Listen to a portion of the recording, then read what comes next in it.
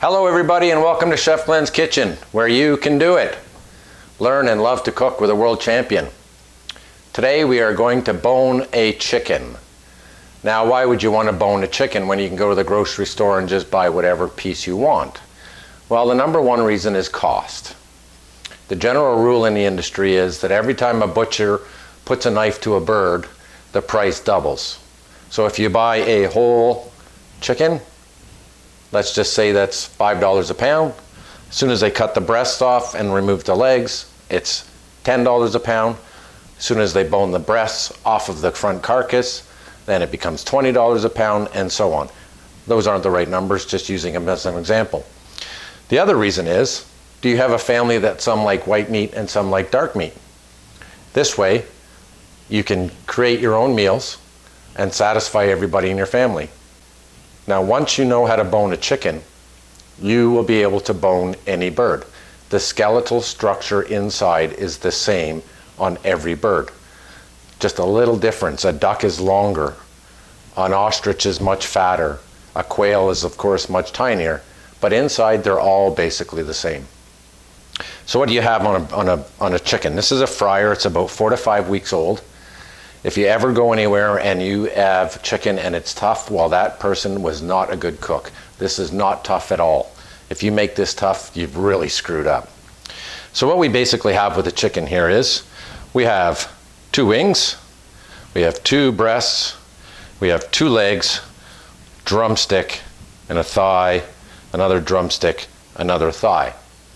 So once you know how to do this, you can go and buy yourself some wholesale chicken, bone them out, freeze them in different packages, breast meat, leg meat, save up your chicken wings. Talk about the chicken tenders once we get inside there and get it removed. But basically, it's all the same when you're boning a chicken. Now, we're going to look for the keel bone, which is right here, middle, top. If this chicken is running around, this is how it is on the ground.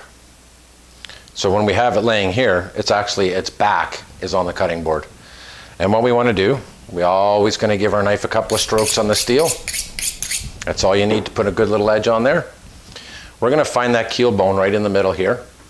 And we're going to run our knife down either side of it.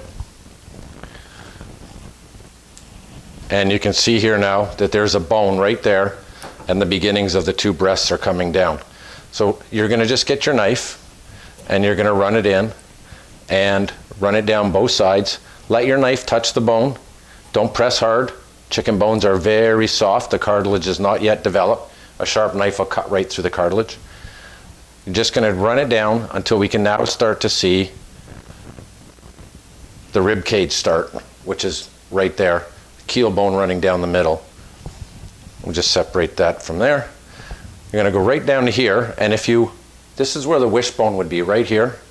Well, it is the wishbone. It's also known as the collarbone. To get the most meat off of a chicken, you want to cut right through that wishbone. So you're just going to put your knife there and just give it a tap, and that went right through. Same on that side, right through. And now we're just going to use one hand. We're going to peel back the meat, and we're going to keep our knife against the bone all the way down. Same on this side. Keep your knife against the bone. If you can't feel bone on one side of your blade, then you're cutting right through good meat, and you are wasting and leaving meat behind on the carcass. So we're going to take that, and there's the rest of the collarbone. I just went down. And there's a space right in between the leg and the breast, right there, where there is absolutely no meat or bone. That is our separation point. We're going to do the same over here. And then we're going to run our knife down again, both sides.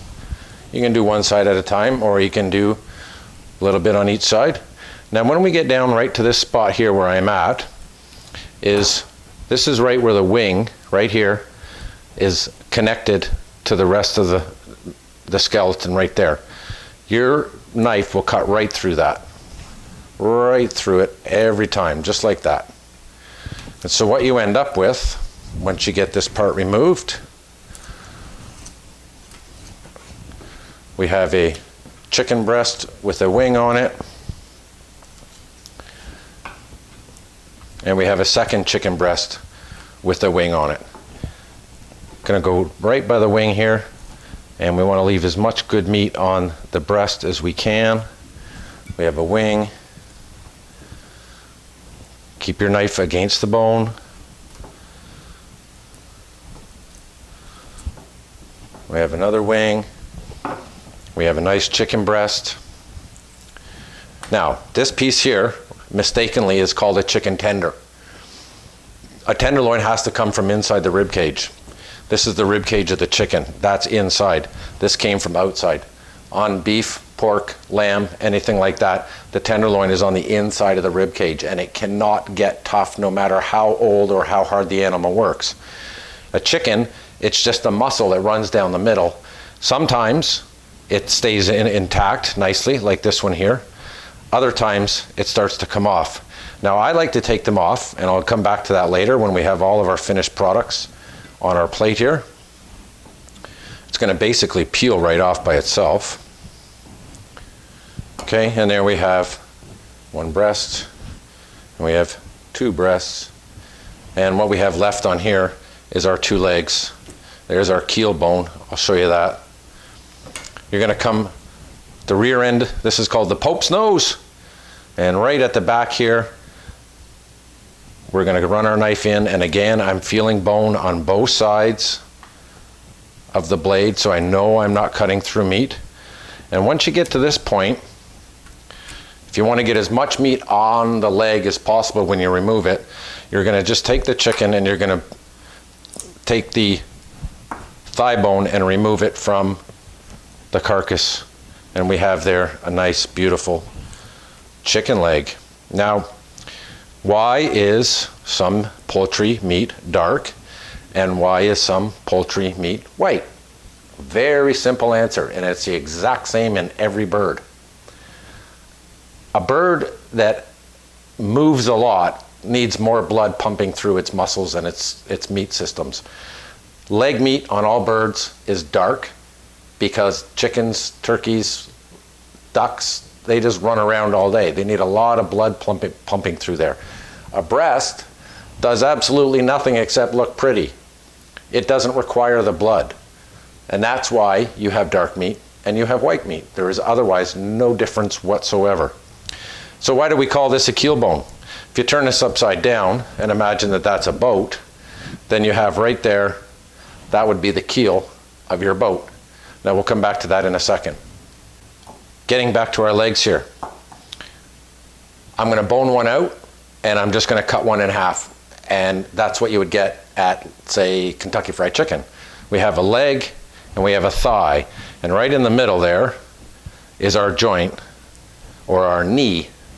And if you have a good sharp knife, with one cut, you can cut right through that joint without any trouble. And we have a nice thigh for those that like the thighs. We have a nice drumstick for those that like the legs. Now for this one, we're going to take the thigh bone and the leg bone out, and it's very simple. You have an L shape or an elbow shaped bone system. There's only two bones in this leg. Right there is the thigh and right there is the leg. So we're just going to take the knife and run it right across the top of the thigh bone. Then we're going to turn this and run the knife right across the top of the leg bone. And again, like with the breast, using your finger and the tip of your knife, always feel bone on one side of your blade, and we're just going to cut and carve around the inside. There you go, like that. And then we'll do that on the outside as well. Just make sure you can feel bone. If you don't feel bone, you're leaving good meat behind. And we are going to expose the bone. Now down here, right at the end of where the foot would start, if it had its foot still on there, we're going to poke our knife right through the whole thing, turn, and just cut like that. And then over here, we're going to take our knife, we're going to just push it under the thigh bone, and we can run it out on both sides of the joint knuckle there. And we will have, this is left, our two bones. So this was the leg, and we've now butterflied it. And we have the thigh bone sitting here and a leg bone sitting here with just a little bit of meat left that needs to be cut away from the bone. And the easiest way to do this is let gravity do the job. Just hold the bird up, or hold the leg up by the two bones, and run your knife against the joints and the knuckles, and you are going to get yourself a boneless chicken leg. Now here, you can do a number of things with that. You can use it the way it is. You could put a stuffing in here and roll all that back up, turn it over, wrap it up. You know, you might have some nice wild rice or something in the middle there. So we have our thigh and our leg. We have a thigh and leg bone. We have our leg. We have our thigh. Let's go back to the whole bird. We have our wings. We have our two breasts. And we have what's called a false tender, or chicken tenders, as many, many restaurants and kitchens call them. So what can you do with all this now that you've got it boned out? If you buy yourself 5 or 10 chickens and you come home, you can do this in less than 3-4 minutes once you get it done. Then you can take these things and freeze them in any capacity that you like. So you can have white meat, you can have dark meat, you can have wings, and the other thing is good when you do this. And again, my knife is sharp, it's going to cut right through the chicken bone. I'm going to take the wing, cut it in half. You have your drumettes and you have your flats. That's got 2 bones in it, that's got 1 bone in it. So we had a whole chicken. Now we have some white meat breasts to freeze. We have some boneless legs to freeze. We have some drumsticks. We have some thighs. We have some wings and our 2 chicken tenders. So imagine we just did 10 chickens. We now have enough chicken tenders to make a beautiful stir fry. We have enough wings for a meal. We have more than enough breasts and legs for various different meals, so freeze those in smaller packages. The other big bonus to everything that I've just shown you here, you end up with stock making. We've got beautiful bone here. Now, in order to get the most flavor out of here, you want to get into the backbone. You're just going to take a French knife and right between the ribs, take that, and with the heel of your knife, and it won't hurt your knife, chicken bones are not that strong, you're just going to run it right through there, and you just cut that in half. Put that all in a stock pot, which I will do a video on at a later date, and you've got yourself some beautiful soup making stuff. Now, the last thing I want to show you is a good way to prepare your breast meat so that they cook evenly. Just going to wash my hands and I'll be right back. Okay, here we have our breasts. This, you got 1 little bone in here, right here, and you can push it out with your finger. That is the wishbone that we used our knife to cut right through. And it will come right out and go into our stock. And the skin will peel right off, like so. I would throw that in the garbage. I would not use that in my stock. It's just fat. Some people do put it in there. But as most of you know, when you end up with a chicken breast, whether you bought it boneless and skinless like this at the store, or you've done it yourself, we have a nice thick tender piece right here, and it tapers down to almost paper thin. So we have our boneless skinless breast here, and whether you're pan frying, baking, cooking on the barbecue, do this every time. Even if you're going to bread it or coat it with something before you cook it, you're just going to take the thin end of the breast and just fold it under a little bit, just a bit like that, and then we're going to take the wrap and we're going to place it over the chicken, and we're going to do it somewhat tight, and just so it becomes totally even, if you have a meat hammer, use the flat side. You don't need to tenderize it with this side. Use the flat side. Right at the big thick end of the breast, you're just going to give it 2 little hits right there, and that's going to separate everything. And then what you do is you put that in the freezer for 10 minutes. After that's been in the freezer for 10 minutes, when you open it, you're going to see that you have a chicken breast that is nice and even as far as the thickness of the breast goes. So when you cook it, you're not going to end up with the dried out piece from the skinny little part on the end. If you don't have a meat hammer, you can use a frying pan. You're going to use this part of the frying pan right here, and you're just going to give your chicken a good little whack there. The problem with doing this too many times on the frying pan is this handle will become loose. This is actually a decent investment. Well, I hope you enjoyed this tutorial on how to bone a chicken. It'll save you money.